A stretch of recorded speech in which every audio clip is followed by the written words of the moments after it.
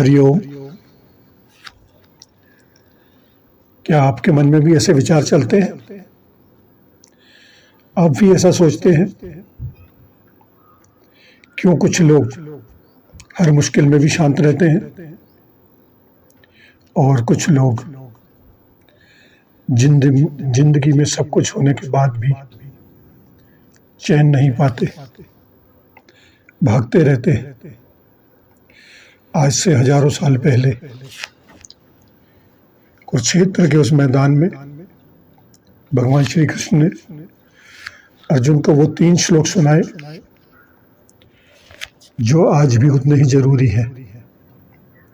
ये सिर्फ धर्म की बात नहीं है, ये आपकी और मेरी जिंदगी की असली सच्चाई है।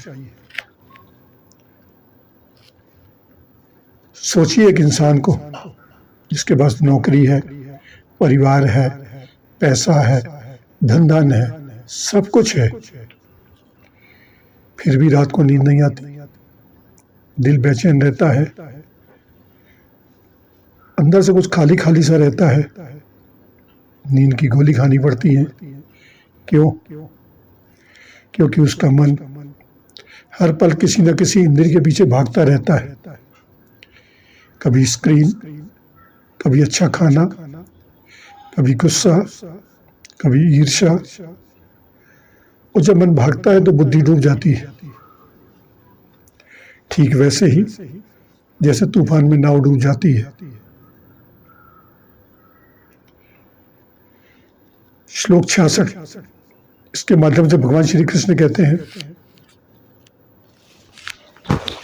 नास्ति बुद्धिरयुक्तस्य, यानी जो ईश्वर से नहीं जुड़ा उसमें बुद्धि ही नहीं रहती।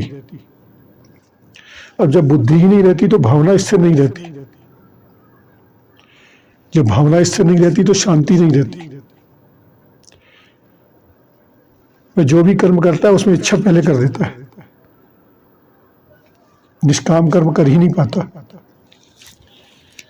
और जब उसे शांति नहीं रहती तो वह सुख कहां से पाएगा? ये एक श्रृंखला है, और ये श्रृंखला शुरू होती है भीतरी संबंध से। आज हम बाहरी चीजें बदलने में लगे हैं, शहर बदलते हैं, नौकरी बदलते हैं, रिश्ते बदलते हैं, गाड़ियां बदलते हैं, लेकिन अपना भीतर नहीं बदलते। श्लोक 67 के माध्यम से भगवान कृष्ण एक उदाहरण देते हैं, और ये उदाहरण इतना सटीक है कि रोंगटे खड़े हो जाए।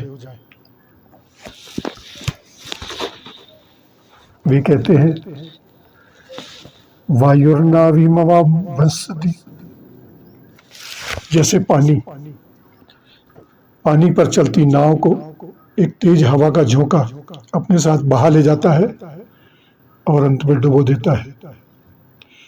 उसी तरह आपकी सारी इंद्रियां चल रही हों और उनमें से बस एक ही आपके मन को खींच ले